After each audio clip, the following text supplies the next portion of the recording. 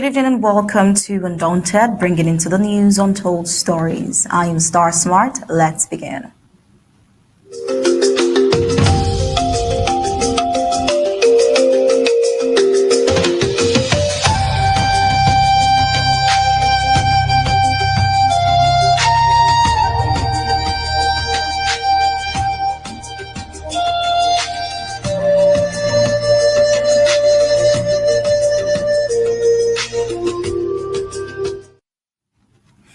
Well, last week we exposed the stark contrast between the colonial state's neglect of Ambazonian towns where livelihoods burn under heaps of uncollected garbage.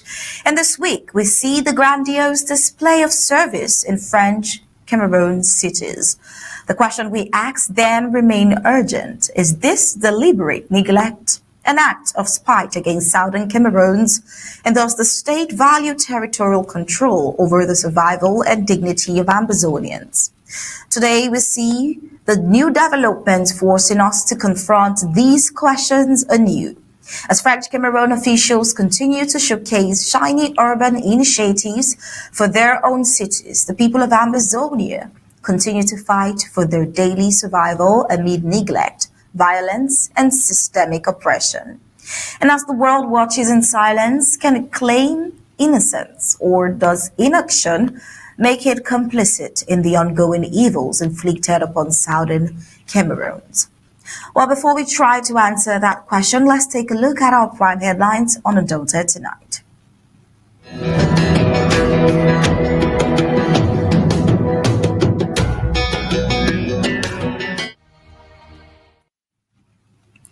On Undaunted tonight, we see terror at dawn as La Republic forces unleash beheadings and killings of civilians in Ngohketunjia County and Beautifying counties. Insecurity in Bamenda as gunmen storm Mile 3 in Nkwen, firing gunshots indiscriminately in the air. French Cameroon's priorities have also been exposed in our news bulletin of tonight as we see it neglecting Ambazonia while beautifying Yaoundé. And on the African scene, Uganda's Bobi Wine turns army from hiding after a disputed election. And on the global scene, Iran's hidden dead as inside the state's effort to obscure a rising death toll. Let's get the news in full briefings.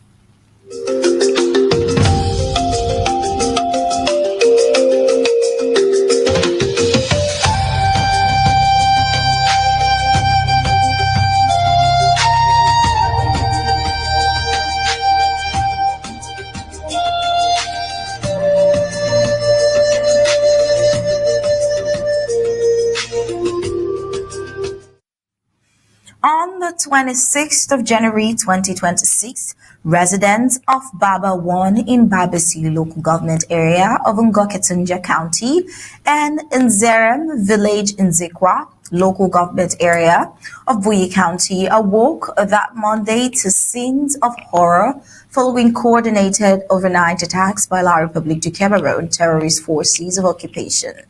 Now, according to local sources, La Republic forces stormed Baba 1 village at approximately 3 a.m., where they seized a well-known civilian identified by the alias Caterpillar. He was reportedly beheaded during the raid. Graphic images from the aftermath, now circulating online, show the brutality of the act.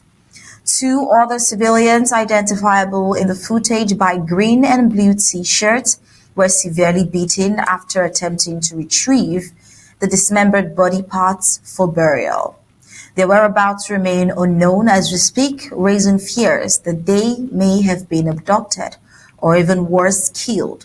Shortly after the Baba 1 attack, the same La Republic du Cameroun units advanced into Nzerem village in Zikwa local government area of Beautifying County. Witnesses report that the area was surrounded before soldiers opened fire on civilians.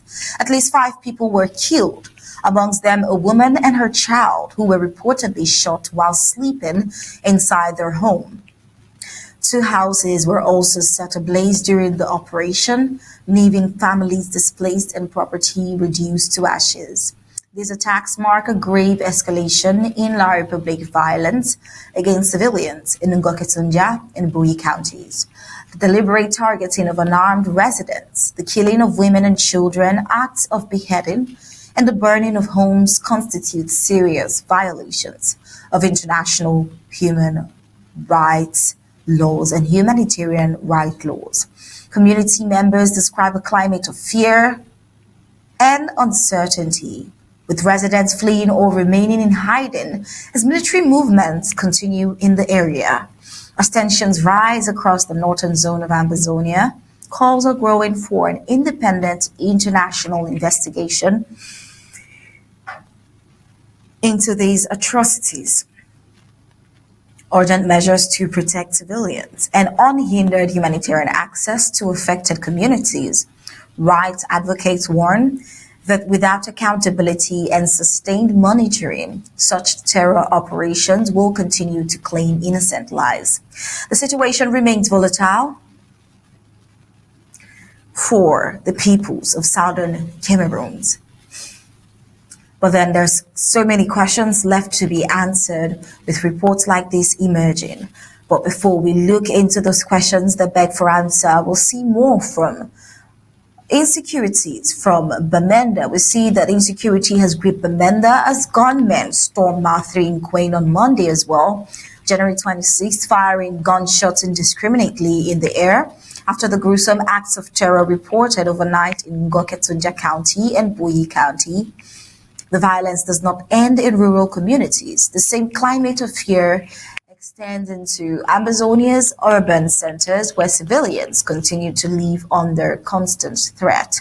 In Bamenda, gunmen stormed Mouth 3 in Nkwen, firing shots indiscriminately and causing widespread panic amongst residents. Fortunately, no casualties have been recorded so far. This incident comes on the heels of another violent episode in the same area, where two persons were discovered dead following the gunshots heard the day before. The situation in Bamenda remains tense, with residents calling on authorities to reinforce security measures to prevent further bloodshed. This latest development highlights the growing insecurity in the region, which has been plagued by the war declared on Ambazonians by French Cameroon President Paul Biya. Numerous human rights violations, including killings, abductions, and extortion. Both French Cameroon government forces and armed groups have been accused of committing atrocities. The crisis has displaced many people, and the region's economy has suffered significantly. Southern Cameroon's economy. We see French Cameroon's President Paul Biya's government criticized for its handling of the crisis. Some have accused him of being headstrong in his approach, which has led to further escalation of violence. The government has deployed military operations to quell the aggrieved Ambazonians, but the conflict persists. In recent months, there have been reports of Biya's forces committing human rights abuses, including arbitrary detentions and extrajudicial killings. The ongoing violence in Bamenda and other parts of the Ambazonian territory has raised concerns about the humanitarian situation, civilization, as well as civilians who are at risk of atrocity crimes and many being forced to flee their homes. The international community has been calling for peaceful resolution to the conflict, emphasizing the need to protect civilians and address the root causes of the crisis. But then that is as far as it goes. And the question remains, what happens to Ambazonian civilians still facing this atrocious reality daily? Away from the lives lost, which is a sad daily reality and reoccurrence in Ambazonia, we look at the environment and Ambazonia's state of infrastructure. Last week, a fire sparked by uncollected garbage in Bamenda that destroyed the life savings of a trader known as Tifang Cedric, leaving him destitute. Cedric, who is a native of Batibo, who returned from Dubai to invest in his community, lost his container shop that's worth a 1.7 million franc CFAs to flames, fueled by heaps of garbage left to rot by the colonial state. Health hazards, fire risk, and systemic neglect have been a daily reality for Ambazonians, as sanitation companies like Hisacam cite insecurity while authorities fail to provide any alternative services. Now, this disaster underscores a broader pattern of intentional disregard for the lives and livelihoods of southern Cameroon citizens. Meanwhile, in French Cameroon, the contrast could not be starker as French Cameroon's Minister of Urban Development and Housing reportedly mobilized after witnessing the efficiency of Ngohketunjia in hard duties, the duties of courtiers, including the donation of cleaning kits to councils in Yaoundé. Taking the initiative further, we see Ng donated 2 automatic cleaning vehicles to Yaoundé 1 and 5 councils, delivering urban sanitation in grand style for French Cameroon citizens. Now, sources say the former mayor of Bamenda felt humiliated, especially with the cabinet reshuffle looming, a reminder that political optics here matter more than the human suffering elsewhere in southern Cameroon, the sad realities Ambazonians have to face. There is a lot of questions we must answer. Tifang Cedric's tragedy, which is not isolated, is emblematic of a systemic strategy of neglect from Bamenda's burning streets to Yaoundé's gleaming avenues. The contrast speaks volume about who truly matters to the colonial state. If the government can provide automatic cleaning vehicles for French Cameroon cities, but leaves the southern Cameroon's Ambazonia to rot under filth and fire, can it ever claim to govern with justice? Or is the suffering of southern Cameroons being deliberately engineered as a part of the war? Is a question we are not certain of the answer. But then we'll move away from the home front report and onto the African scene. Just stay tuned.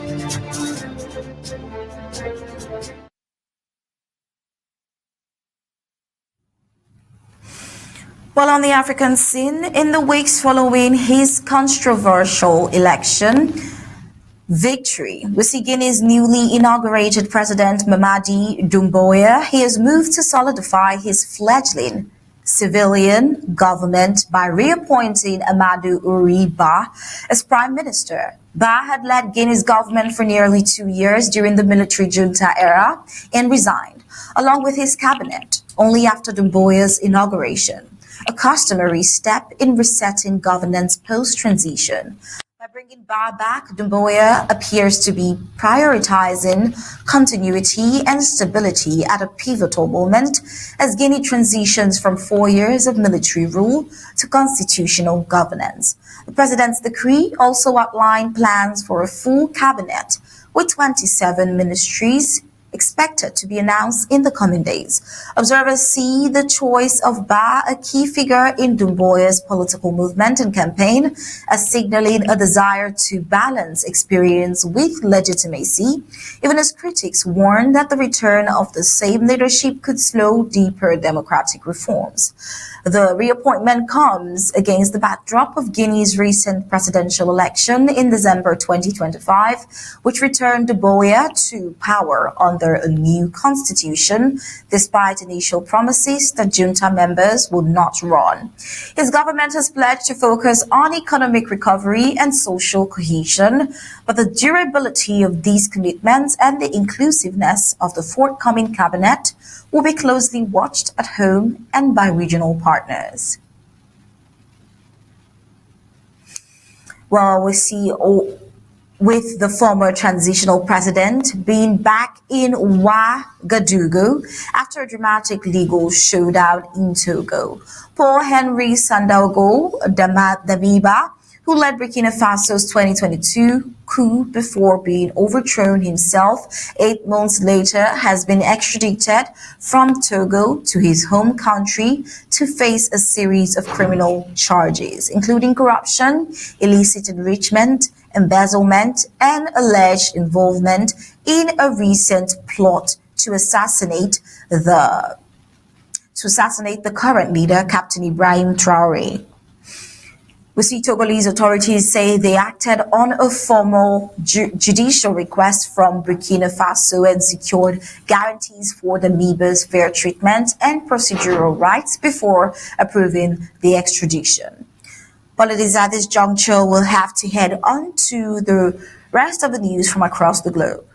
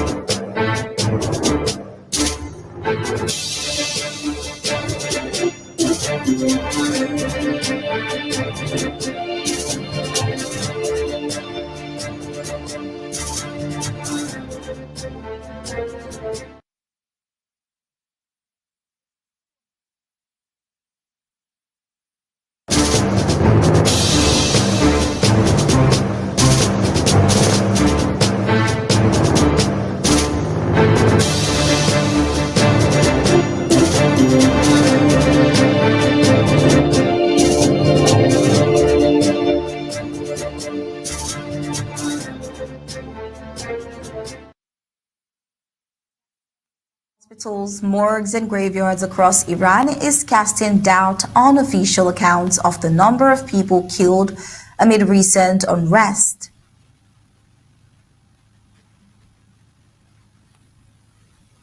Or pointing instead to a far higher and deliberately concealed death toll, we see medical workers in several cities describe an influx of bodies arriving through unofficial channels, sometimes late at night and without proper documentation, while cemetery staff report hurried burials and pressure to limit public funeral rites. In some cases, families say they were instructed to bury loved ones quietly or accept altered death certificates that made no reference to violence. Human rights groups say these practices form part of a broader strategy to suppress evidence and prevent the scale of the crackdown from galvanizing further dissent.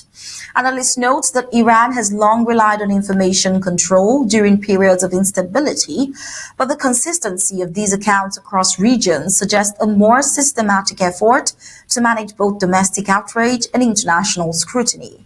Beyond the immediate humanitarian implications, observers warn that attempts to erase the dead risk deepening public anger, entrenching mistrust in state institutions, and prolonging a cycle of unrest that authorities appear unable to fully contain. And that was it for tonight's Undaunted, bringing into the news untold stories. But before we go, let's take a quick look at our major highlights.